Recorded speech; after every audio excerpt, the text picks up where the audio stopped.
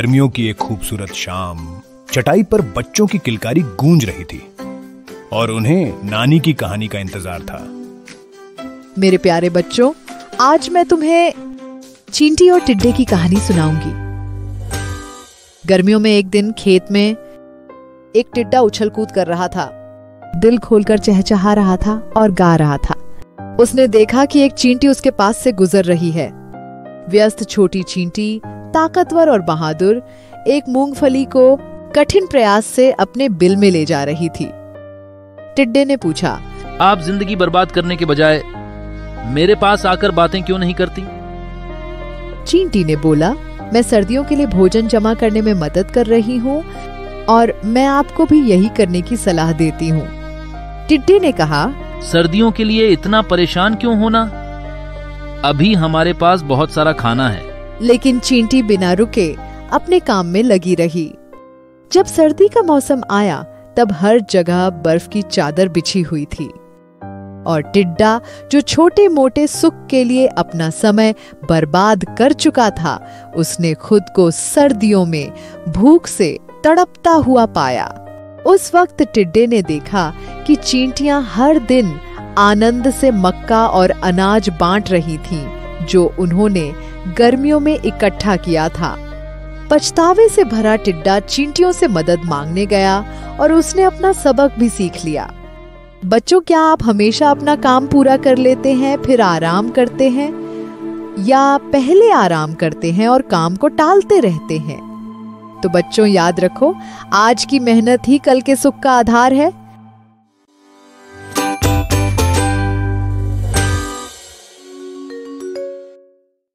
नानी जी, हमें कहानी सुननी है।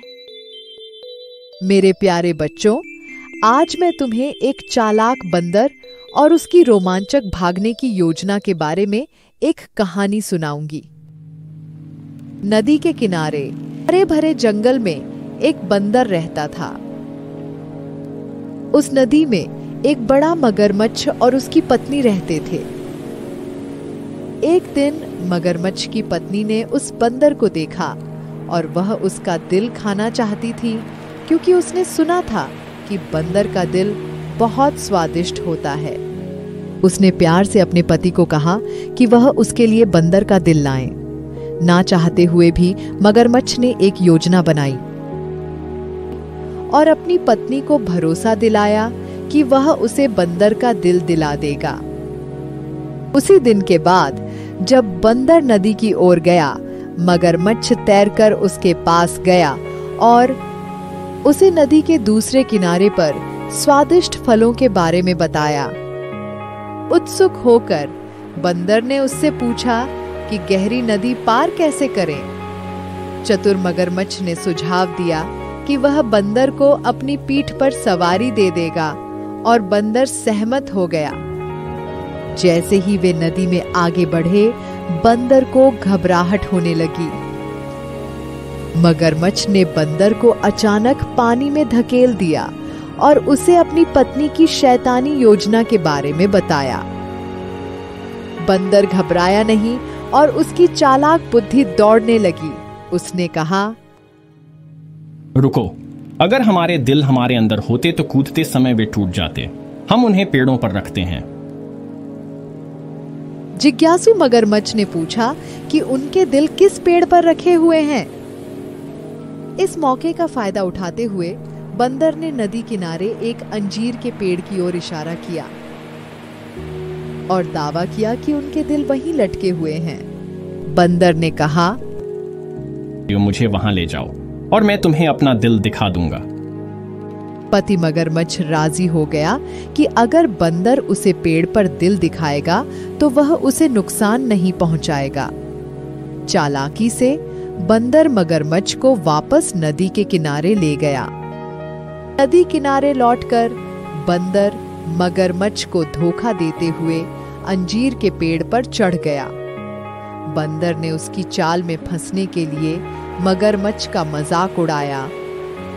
तुम्हें क्या लगा कि हम जीव अपना दिल पेड़ों पर रखते हैं? मैंने तुम्हें मूर्ख बना दिया है और अब मुझे तुम्हारे फलों की कोई जरूरत नहीं है। तुम यहां से चले जाओ। निराश होकर मगरमच्छ खाली हाथ और पछतावे से भरा हुआ अपनी पत्नी के पास लौट गया। इसलिए बच्चों, चाहे जैसी भी परिस्थितियां हों, घबराना मत। जब लगे कि सब कुछ गलत हो रहा है, तब ध्यान दें कि शांत और स्पष्ट मन रखना बहुत जरूरी होता है। बुद्धिमान बनो, हर समस्या का समाधान होता है, बस तुम्हें उसे ढूंढने के लिए शांत दिमाग से काम करना होगा।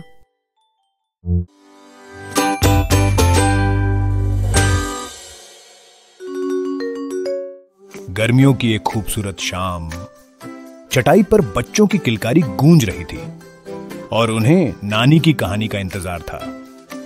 मेरे प्यारे बच्चों, आज मैं तुम्हें एक दूध वाली और उसके मटके की कहानी सुनाऊंगी। मिंटी एक दूध वाली थी जो दूध का भरा हुआ मटका अपने सिर पर रखकर बाजार जा रही थी। चलते चलते वो अपने मन में हिसाब लगाने लगी और उसके मन में दूध के बदले मिलने वाले पैसों के सपने सजने लगे। उसने सोचा, मैं किसान ब्राउन से कुछ मुर्गियां खरीदूंगी और वे हर सुबह अंडे देंगी जिन्हें मैं पादरी की पत्नी को बेचूंगी। इन अंडों की बिक्री से जो पैसा मिलेगा उससे मैं अपने लिए एक नया सूती कपड़े का फ्रॉक और एक टोपी खरीदूंगी। और जब मैं बाजार जाऊंगी तो सभी युवा पुरुष मेरे पास आएंगे और मुझसे बात करेंगे। पोली शॉ को तो बहुत जलन होगी, लेकिन मुझे कोई परवाह नहीं। यही कहते हुए उसने गर्दन पीछे घुमाई और उसके सिर से मटका लुढ़क कर गिर गया। सारा दूध उसके सपनों की तरह जमीन पर बिखर गया। दूध गिरा देखकर मिंटी का दिल बैठ गया। बच्चों, हमारे जीवन में बहुत उतार चढ़ाव भरी घटनाएं आती है, इसीलिए हवा में सपने कभी मत सजाओ।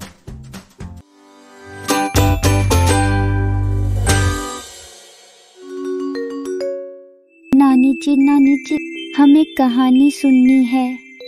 आओ बच्चों, आज मैं तुम्हें एक ऐसे आदमी की कहानी सुनाऊंगी जो चीजों को सोने में बदल सकता है। एक समय की बात है, मिदास नाम का एक राजा था। मिदास एक धनी राजा था जिसके पास कई महल थे और उसके राज्य के खजाने सोने से भरे हुए थे। लेकिन सबसे बढ़कर वह अपनी बेटी को महत्व देता था और उससे प्यार करता था। एक दिन मिदास को एक देवदूत मिली जिसे मदद की जरूरत थी। उसने उसकी मदद की और बदले में वह उसकी इच्छा पूरी करने के लिए तैयार हो गई। मिदास की इच्छा थी कि वह जो कुछ भी छुए वह सोने में बदल जाए। देवदूत ने उसकी इच्छा पूरी कर दी। मिदास के उत्साह की कोई सीमा नहीं थी। घर जाते समय उसने चट्टानों और पौधों को छुआ और वे जादुई तरीके से सोने में बदल गए। बहुत खुश मिदास घर पहुंचा। अपने उत्साह में मिदास ने अपनी बेटी को गले लगाया और वह तुरंत एक सुनहरी मूर्ति में बदल गई।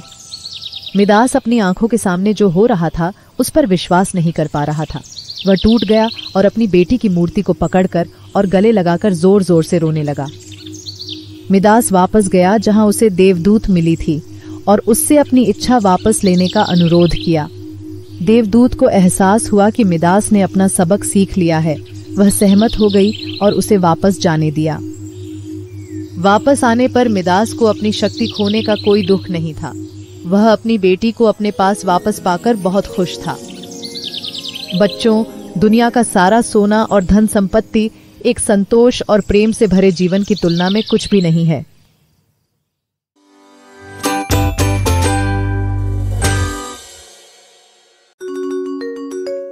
गर्मियों की एक खूबसूरत शाम, चटाई पर बच्चों की किलकारी गूंज रही थी और उन्हें नानी की कहानी का इंतजार था। मेरे प्यारे बच्चों, आज मैं तुम्हें एक हाथी की कहानी सुनाऊंगी। एक हाथी दोस्तों की तलाश में जंगल से गुजर रहा था। उसने एक बंदर को देखा और पूछा, बंदर, क्या हम दोस्त बन सकते हैं? बंदर ने झट से जवाब दिया, तुम बहुत बड़े हो, मेरे जैसा पेड़ों पर झूल भी नहीं सकते, इसलिए हम दोस्त नहीं हो सकते। हताश होकर हाथी आगे बढ़ता रहा और उसे एक खरगोश मिला। उसने उससे पूछा, खरगोश, क्या हम दोस्त बन सकते हैं? खरगोश ने हाथी की ओर देखा और बोला, तुम इतने बड़े हो कि तुम मेरे बिल में घुस भी नहीं सकते, तुम मेरे दोस्त नहीं बन सकते। हताश हाथी जंगल में भटकता रहा। फिर हाथी एक मेंढक से मिला। मेंढक, क्या तुम मेरे दोस्त बनोगे? मेंढक ने हाथी को देखा और जवाब दिया, तुम इतने बड़े और भारी हो, मेरे जैसा छलांग भी नहीं लगा सकते, इसलिए तुम मेरे दोस्त नहीं बन सकते। हाथी ने अपने रास्ते में मिले सभी जानवरों से यही सवाल किया, लेकिन सभी ने उसका दोस्त बनने से मना कर दिया। अगले दिन हाथी ने देखा कि सभी जंगली जानवर भयभीत होकर भाग रहे थे। उसने एक भालू को रोका और पूछा कि क्या हो रहा है। तब उसे यह बताया गया कि बाघ सभी छोटे जानवरों पर हमला कर रहा था। हाथी सभी जानवरों को बचाना चाहता था, इसलिए उसने बाघ के पास जाकर कहा, मेरे दोस्तों को छोड़ दो, बाघ, उन्हें मत खाओ। बाघ ने उसकी एक न सुनी और उसे अपने काम से काम रखने को कहा। कोई और विकल्प न सूझने पर हाथी ने बाघ को लात मारी और उसे डराकर भगा दिया। इस बहादुरी के किस्से को सुनकर सभी जानवर उसके दोस्त बनने के लिए सहमत हो गए। तो बच्चों, सच्ची दोस्ती आकार, रंग या काबिलियत से नहीं आंकी जाती। ये तो दूसरों की मुश्किलों में उनके साथ खड़े होने का हौसला है जो किसी को सच्चा दोस्त बनाता है। हमारे बीच के अंतरों को गले लगाओ, क्योंकि स्वीकृति और एकता के माध्यम से ही वास्तविक मित्रता उभरती है।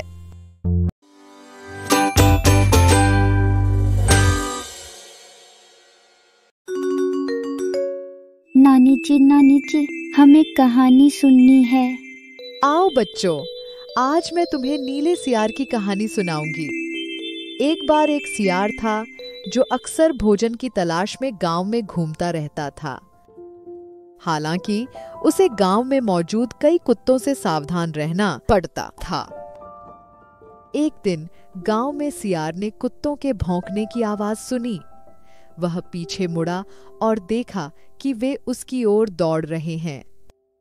डरा हुआ सियार भाग गया और जब वह भाग रहा था तो वह गलती से नीले रंग के टब में गिर गया।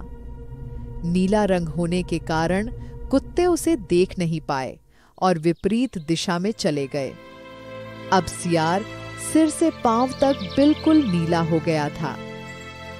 वह किसी भी अन्य जानवर से बहुत अलग लग रहा था।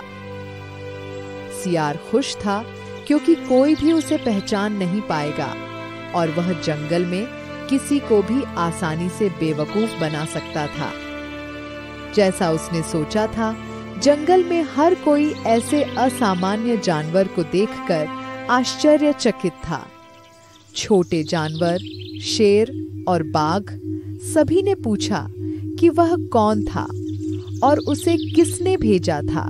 मुझे स्वयं भगवान ने आपकी देखभाल के लिए भेजा है। आज से मैं इस जंगल का राजा बनूंगा, सियार ने कहा। शेर ने विरोध करते हुए कहा कि वह हमेशा से जंगल का राजा रहा है। सियार ने टिप्पणी की, अब से यह बदलना होगा और आप सभी को मेरी सेवा करनी होगी। बाघ जैसे कुछ जानवरों ने विरोध किया और पूछा कि अगर वे उसकी बात नहीं मानेंगे तो क्या होगा। उसने उत्तर देते हुए कहा कि भगवान पूरे जंगल को नष्ट कर देंगे। अपने जीवन और अपने जंगल के लिए डरे हुए जानवरों ने नीले सियार से पूछा कि वह उनसे क्या करवाना चाहता है। मेरे लिए बहुत सारा खाना लाओ, नीले सियार ने तुरंत कहा। जानवर तुरंत भागे और सियार के लिए बहुत सारा भोजन लेकर लौट आए। उसने उनसे कहा कि उन्हें हर दिन उसे ताजा भोजन परोसना होगा। यहाँ तक कि उसने सियारों के झुंड को भी जंगल से बाहर फेंक दिया, क्योंकि वह जानता था कि एक दिन वे उसे पहचान लेंगे। नीला सियार पूरे जंगल को बेवकूफ बनाकर और गांव के कुत्तों से दूर रहकर बहुत खुश था। एक दिन प्रतिबंधित सियारों का समूह जोर जोर से चिंघाड़ता हुआ जंगल में घूम रहा था। नीला सियार भी सियारों की आदत के अनुसार उनकी तरह चिल्लाने लगा। सियार को तुरंत ही अन्य जानवरों ने पहचान लिया और उसे जंगल से बाहर खदेड़ दिया। अन्य सियारों ने उसे कभी स्वीकार नहीं किया, क्योंकि उसने उनमें से एक बनने से इनकार कर दिया था। उसे एक बहिष्कृत के रूप में अकेला छोड़ दिया गया और अस्वीकार कर दिया गया। तो बच्चों, चाहे परिस्थिति कुछ भी हो, कभी भी दिखावा मत करो और वह मत बनो जो तुम नहीं हो।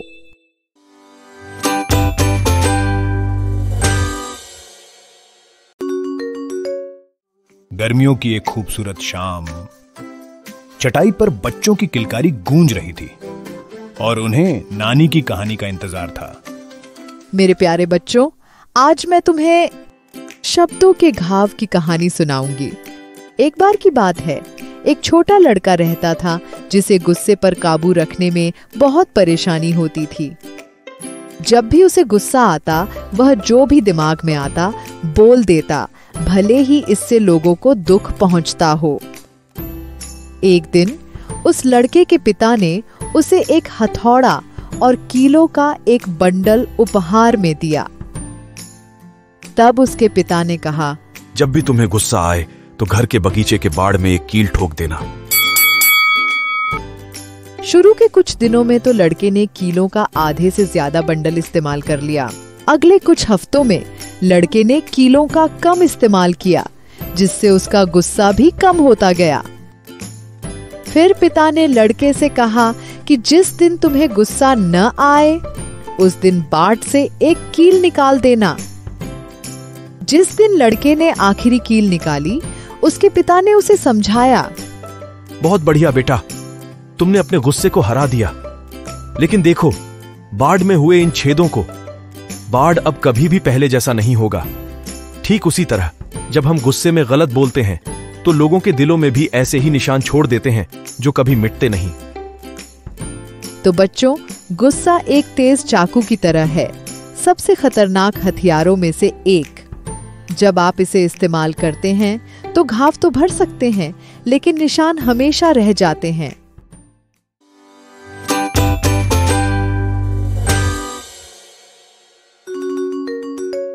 गर्मियों की एक खूबसूरत शाम, चटाई पर बच्चों की किलकारी गूंज रही थी और उन्हें नानी की कहानी का इंतजार था। मेरे प्यारे बच्चों, आज मैं तुम्हें एक घमंडी गुलाब की कहानी सुनाऊंगी। एक बार की बात है, दूर रेगिस्तान में एक गुलाब रहता था जो अपने खूबसूरत रूप पर गर्व करता था। उसकी बस एक ही शिकायत थी कि वह एक बदसूरत कैक्टस के बगल में उग रहा था। हर रोज खूबसूरत गुलाब कैक्टस के रूप के बारे में अपमान और उपहास करता, जबकि कैक्टस शांत रहता था। पास के सभी पौधों ने गुलाब को समझाने की कोशिश की, लेकिन वह अपने ही रूप में खोया रहता था। एक चिलचिलाती गर्मी में रेगिस्तान सूख गया और पौधों के लिए पानी नहीं बचा। गुलाब जल्दी ही मुरझाने लगा। उसकी खूबसूरत पंखुड़ियां सूख गईं। उनका चमकदार रंग भी चला गया। जब उसने कैक्टस को देखा, तब उसने एक गौरैया को उसकी चोंच को कैक्टस में डुबोकर पानी पीते देखा। हालांकि गुलाब लज्जित था। गुलाब ने कैक्टस से पूछा कि क्या वह थोड़ा पानी ले सकता है। दयालु कैक्टस तुरंत सहमत हो गया, जिससे दोनों को कठिन गर्मी में दोस्तों के रूप में मदद मिली। उसके बाद गुलाब समझा कि सौंदर्य सिर्फ चेहरे की खूबसूरती ही नहीं, बल्कि उदारता और एक दूसरे की मदद के लिए हमेशा उपस्थित रहने के बारे में भी है। गुलाब ने फिर कभी भी कैक्टस का मजाक नहीं उड़ाया और उनका बगीचा उनकी नई मित्रता के साथ खिल उठा। तो बच्चों, याद रखें, सुंदरता सिर्फ बाहरी दिखावे में नहीं होती, बल्कि यह हमारे अंदर के गुणों में भी होती है। दयालुता और एक दूसरे की मदद करना ही असली सुंदरता है।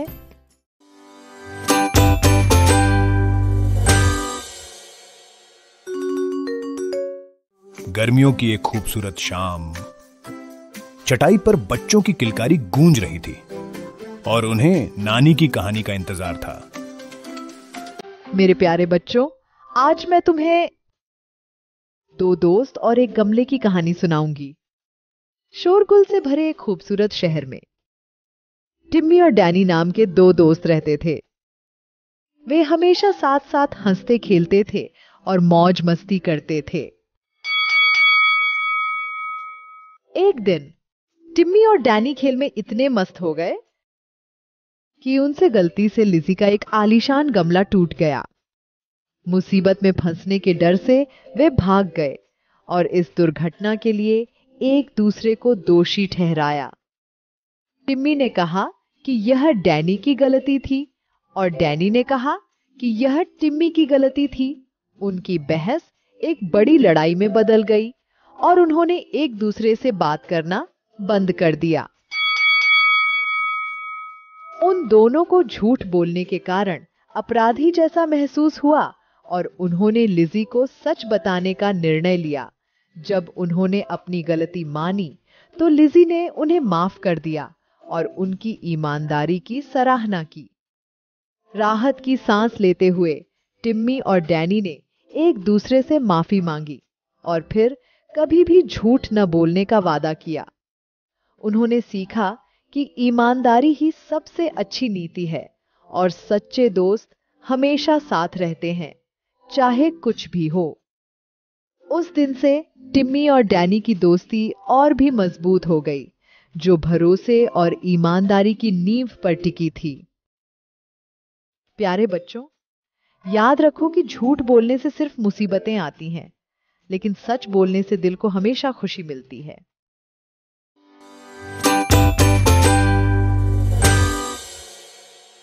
चटाई पर बच्चों की किलकारी गूंज रही थी और उन्हें नानी की कहानी का इंतजार था।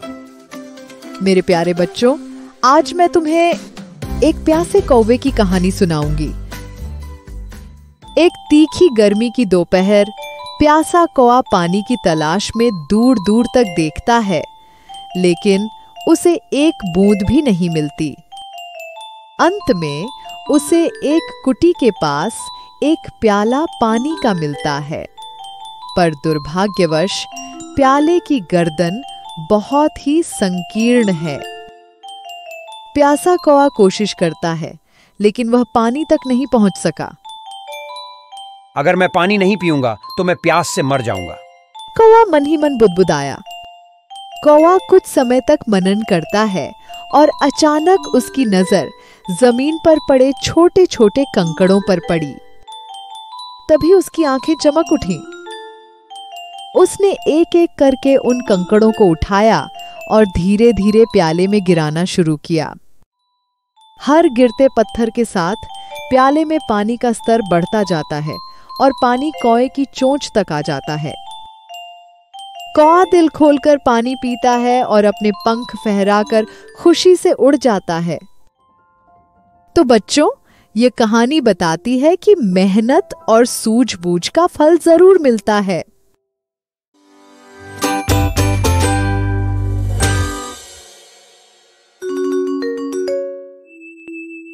नानी जी, हमें कहानी सुननी है। आओ बच्चों, आज मैं तुम्हें मतभेदों में भेद करना सिखाऊंगी। कहानी सुनते हैं अद्वैता नाम की एक लड़की की। एक बार अद्वैता नाम की एक लड़की थी, जिसे अपने घर के पास समुद्र के किनारे पर लंबी सैर करना बहुत पसंद था।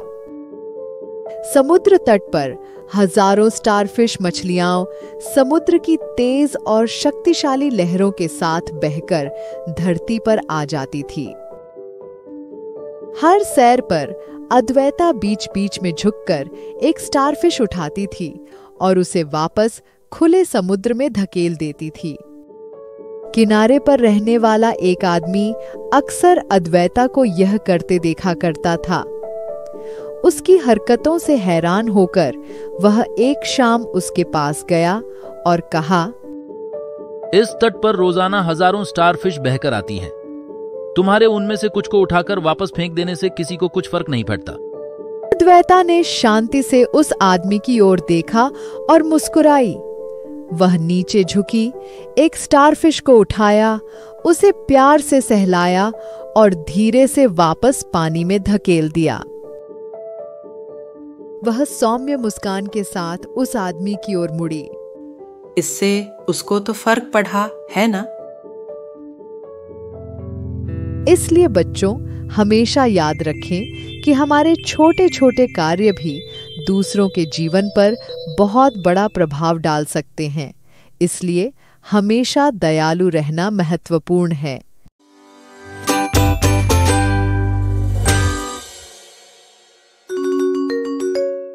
नानी जी, हमें कहानी सुननी है। मेरे प्यारे बच्चों, आज मैं तुम्हें लालच और स्वार्थ की कहानी सुनाऊंगी। एक बार एक बहुत ही लालची और स्वार्थी आदमी था, जिसकी इकलौती चाहत थी कि उसके पास ढेर सारा पैसा हो। वह दूसरों के साथ कुछ भी बांटना नहीं चाहता था और अपने लिए काम करने वाले लोगों को भी बहुत कम मजदूरी देता था। एक दिन उस आदमी को पता चला कि उसका एक छोटा बैग गायब है। उस बैग में 50 सोने के सिक्के थे। हर जगह तलाश करने पर भी वह बैग नहीं मिला। हताशा में उसने अपने दोस्तों और पड़ोसियों को बुलाया और वो सब मिलकर बैग ढूंढने लगे, लेकिन बैग का नामो निशान नहीं मिला। कुछ दिनों के बाद उस आदमी के लिए काम करने वाले एक कर्मचारी की बेटी को बैग मिला। उसने अपने पिताजी को इसके बारे में बताया। अपने मालिक का खोया हुआ बैग पहचानकर पिता ने तुरंत फैसला किया कि वे उस बैग को लौटा देंगे। कर्मचारी ने बैग अपने मालिक को लौटा दिया और उससे कहा कि वह जांच करें कि बैग में 50 सोने के सिक्के हैं या नहीं। वह आदमी सिक्के पाकर खुश था, लेकिन उसने एक चाल खेलने का फैसला किया। वह अपने कर्मचारी पर चिल्लाया, इस थैले में 75 सोने के सिक्के थे, लेकिन तुमने मुझे केवल 50 ही दिए। अन्य सिक्के कहाँ हैं? तुमने उन्हें चुरा लिया है। एक कर्मचारी इसे सुनकर चौंक गया और उसने अपनी बेगुनाही की गुहार लगाई। स्वार्थी और लालची व्यक्ति ने कर्मचारी की कहानी को स्वीकार नहीं किया और मुद्दे को अदालत में ले जाने का फैसला किया। जज ने दोनों पक्षों की कहानी को सुना। उन्होंने कर्मचारी और उसकी बेटी से बैग में मिले सिक्कों की संख्या के बारे में पूछताछ की और उन्होंने उसे आश्वासन दिया कि बैग में केवल 50 सिक्के थे। तब जज ने उस आदमी से पूछताछ की। उसने जवाब दिया, हाँ जज साहब, मेरे बैग में 75 सोने के सिक्के थे और इन्होंने मुझे केवल 50 सिक्के दिए। इसलिए यह बिल्कुल स्पष्ट है कि इन्होंने 25 सिक्के चुरा लिए हैं। जज ने फिर से पूछा, क्या आप निश्चित हैं कि आपके बैग में 75 सिक्के थे? व्यक्ति ने हाँ कहते हुए सिर हिलाया। जज ने तब अपना फैसला सुनाया, इस व्यक्ति ने 75 सोने के सिक्कों का एक बैग खो दिया है और जो बैग मिला उसमें केवल 50 सिक्के थे।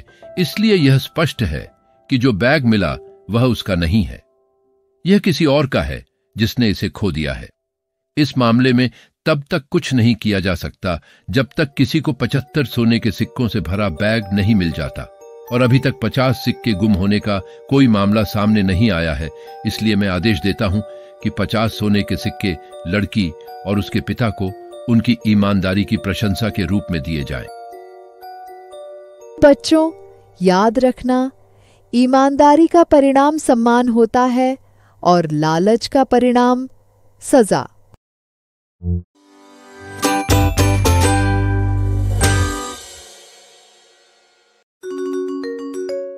नानी जी, हमें कहानी सुननी है। आओ बच्चों, आज मैं तुम्हें पेंसिल बनाने वाले की कहानी सुनाऊंगी। अपनी नवीनतम रचना को पूरा कर पेंसिल निर्माता ने पेंसिल को बक्से में डालने से पहले एक तरफ रख लिया। उन्होंने पेंसिल से कहा, इससे पहले कि मैं तुम्हें दुनिया में भेजूं, ऐसी 5 चीजें हैं जो तुम्हें जानना जरूरी है। तुम उन्हें हमेशा याद रखना और कभी ना भूलना, और तुम अपना किरदार बखूबी निभा पाओगी। तुम कई महान काम करने में सक्षम हो जाओगी, लेकिन केवल तभी जब तुम खुद को किसी के हाथों में सौंप देने को तैयार होगी। तुम्हें कभी कभी दुखद अनुभव हो सकता है, पर एक बेहतर पेंसिल बनने के लिए तुम्हें इसकी जरूरत है। तुम अपनी किसी भी गलती को सुधारने में सक्षम होगी। तुम्हारा सबसे महत्वपूर्ण हिस्सा हमेशा वही रहेगा जो तुम्हारे अंदर है। जिस भी स्थान पर तुम्हारा उपयोग हो, तुम्हें अपनी पहचान छोड़नी होगी। चाहे स्थिति कैसी भी हो, तुम्हें लिखना जारी रखना चाहिए। पेंसिल समझ गई और याद रखने का वादा किया और अपने दिल में उद्देश्य के साथ बक्से में चली गई। अब जैसे कि तुम पेंसिल की जगह पर अपने आप को रखो, तुम ये सीखोगे और कभी नहीं भूलोगे, तो तुम अपने सबसे अच्छे रूप में उभर सकते हो। आप बहुत महान कार्य कर सकते हैं, लेकिन इसके लिए आपको खुद को ईश्वर के हाथों में सौंपना होगा और दूसरों को उनके कौशल और प्रतिभाओं की पहुंच में सहारा देना होगा। जीवन में विभिन्न समस्याओं का सामना करते हुए आपको कभी कभी दुखद तकलीफों का सामना करना पड़ेगा, लेकिन एक मजबूत और बेहतर इंसान बनने के लिए आपको इसकी आवश्यकता होगी। आप अपनी किसी भी गलती को सुधारने में सक्षम होंगे, इसीलिए गलतियां करने से मत डरो। आपका सबसे महत्वपूर्ण हिस्सा हमेशा वही रहेगा जो आपके अंदर है। आप कैसे दिखते हैं उससे ज्यादा महत्वपूर्ण यह है कि आप क्या सोचते और महसूस करते हैं। आप जिस भी सतह से गुजरें, आपको अपनी छाप छोड़नी होगी। स्थिति चाहे जो भी हो, आपको अपना कर्तव्य निभाते रहना चाहिए। जब आप इस दुनिया को छोड़ें तो अपनी विरासत छोड़ जाएं। ध्यान रखें बच्चों, आप तय कर सकते हैं कि जीवन आपको आकार देता है या आप अपने जीवन को आकार देते हैं।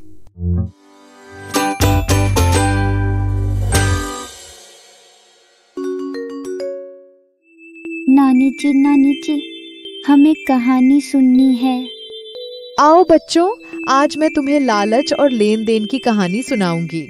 एक बार एक छोटे से गांव में विशु नाम का एक आदमी रहता था, जिसके पास एक बड़ा कुआं था। लेकिन वह इतना स्वार्थी था कि कभी भी गांव के अन्य लोगों को अपने कुएं का पानी इस्तेमाल नहीं करने देता था।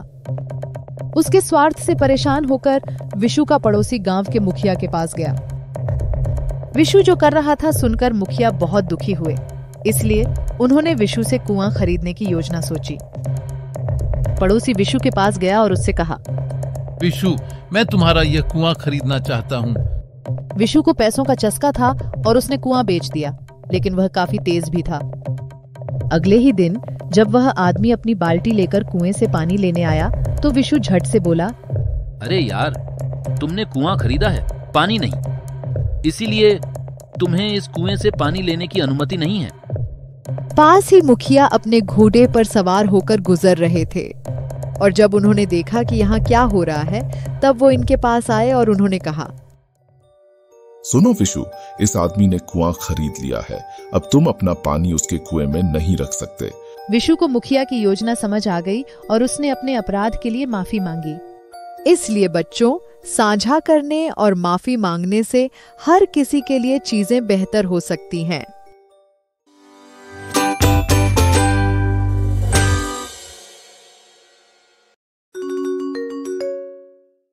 नानी जी, हमें कहानी सुननी है।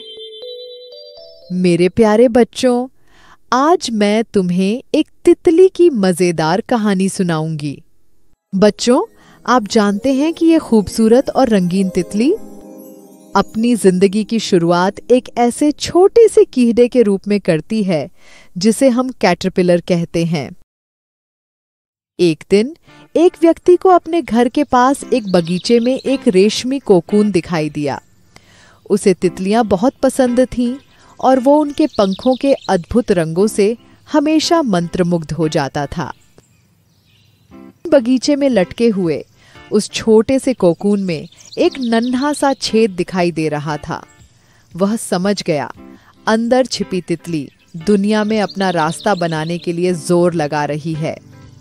वह आदमी घंटों तक तितली को बाहर आने के लिए मेहनत करते देखता रहा। कई घंटों की लगातार कोशिशों के बाद भी ऐसा लग रहा था कि कोई प्रगति नहीं हो रही है, जबकि तितली अपनी पूरी कोशिश करती रही। तितलियों के प्रति अपने प्रेम से प्रेरित होकर उस व्यक्ति ने इस छोटे से जीव की सहायता करने का निर्णय लिया। उसने कैंची उठाई और वो धीरे धीरे कैंची से कोकून का छोटा सा छेद और बड़ा करता गया। उसकी उम्मीद थी कि अब तितली को बाहर निकलने में आसानी होगी। तितली बिना किसी संघर्ष के कोकून से बाहर निकल आई। दुर्भाग्य से तितली अब पहले जैसी सुंदर नहीं लग रही थी।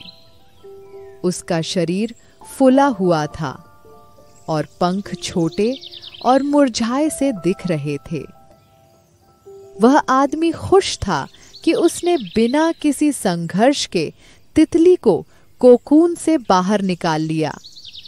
वह तितली को अपने खूबसूरत पंखों के साथ उड़ते हुए देखने के लिए उत्साहित था। उसने सोचा कि किसी भी क्षण तितली अपने खूबसूरत पंखों को फैलाएगी, अपने शरीर का आकार छोटा कर लेगी और अपने रंगीन पंखों के साथ हवा में उड़ान भर लेगी। दुर्भाग्य से तितली के छोटे फीके पंख कभी न फैल सके और उसका सूजा हुआ शरीर भी कम न हुआ। तितली बस सूखे हुए पंखों और भारी शरीर के साथ घूमती रही। वह कभी भी उड़ नहीं पाई। भले ही आदमी का इरादा नेक था, पर उसे ये नहीं पता था कि एक तितली का सबसे खूबसूरत रूप वही होता है जो संघर्ष के बाद मजबूत पंखों के साथ सामने आता है। तितली के कोकून से बाहर निकलने की लगातार कोशिश से ही तितली के पंख मजबूत और खूबसूरत बनते हैं। इस मेहनत से उसका शरीर छोटा और हल्का, पंख बड़े और आकर्षक हो जाते हैं। ये कहानी हमें सिखाती है कि प्रकृति में एक कमाल का संतुलन होता है। जब उस संतुलन को छेड़ने की कोशिश की जाती है, जैसा कहानी में आदमी ने किया, तो चीजें और बिगड़ जाती हैं। ठीक उसी तरह हमें भी प्रकृति को उसके हिसाब से चलने देना चाहिए, न कि उसे अपने हिसाब से बदलने की कोशिश करनी चाहिए। याद रखो बच्चों, जिंदगी में भी थोड़ा संघर्ष जरूरी होता है। ये संघर्ष ही हमें मजबूत और समझदार बनाता है। संघर्ष के बिना उड़ान नहीं, संघर्ष ही योग्यता को निखारता है।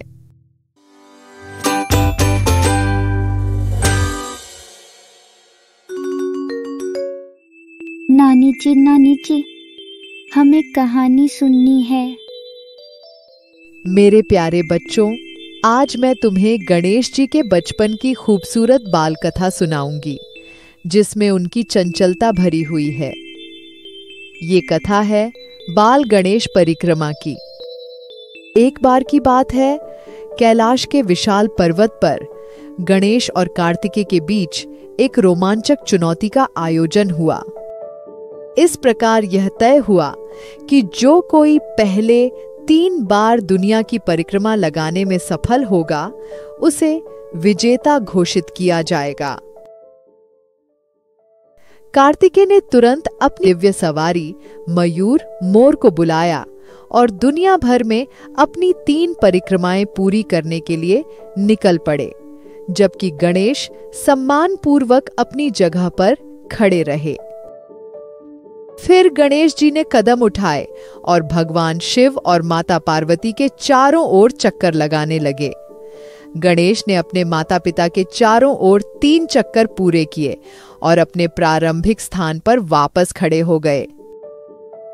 कुछ ही देर बाद दुनिया की 3 परिक्रमाएं पूरी करके कार्तिकेय वहां पहुंचे। तुम अभी तक यही खड़े हो, हिले भी नहीं, और मैंने पहले ही 3 चक्कर लगा लिए हैं। साफ है, इस चुनौती में मैं तुमसे आगे निकल गया भाई। गणेश ने माता पिता की ओर विनम्रता से हाथ जोड़े और शांत भाव से बोले, मैंने तो पहले ही परीक्षा पूरी कर ली है। मेरे लिए मेरा पूरा संसार माता पिता के आशीर्वाद और छत्र छाया में समाया हुआ है। देवताओं और स्वयं देवी महादेव गणेश की इस चतुराईपूर्ण बुद्धि का प्रदर्शन देखकर प्रसन्न हो गए थे। भगवान शिव ने अपने दोनों पुत्रों को प्यार से गले लगाया और उन्हें आशीर्वाद दिया। इस प्रकार बच्चों, महादेव ने गणेश को प्रथम पूज्य की उपाधि से विभूषित किया, जिनकी पूजा सदैव सर्वप्रथम होगी।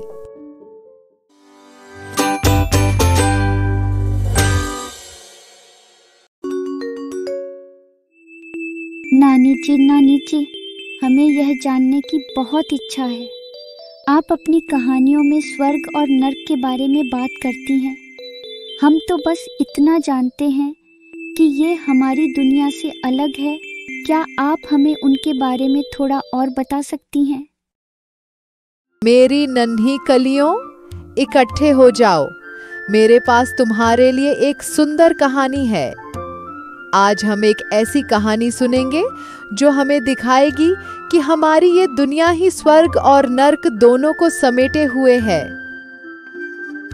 एक बार की बात है, भारत के उत्तरी भाग में हिमालय के जंगलों में एक योद्धा कहीं घूम रहा था।